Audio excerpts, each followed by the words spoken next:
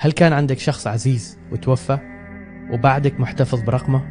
قصة قرأتها عن شخص يقول فيها: قبل 5 سنوات توفى لي صديق عزيز إلى قلبي، فما بغيت أمسح رقمه من الهاتف عشان يبقى اسمه معي. في يوم من الأيام تفاجأ باتصال من نفس هذا الرقم، وكان صوت لولد صغير.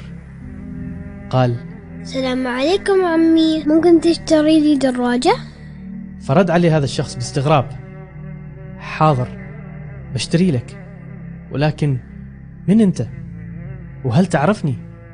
فرد عليه الصغير: لا، أنا ما أعرفك، ولكن حصلت صورة لأبوي وجنبه شخص، وخلف الصورة كان في رقم هاتف ومكتوب جنبه: إذا احتجتوا لشيء وأنا ما موجود فاطلبوه من هذا الرقم.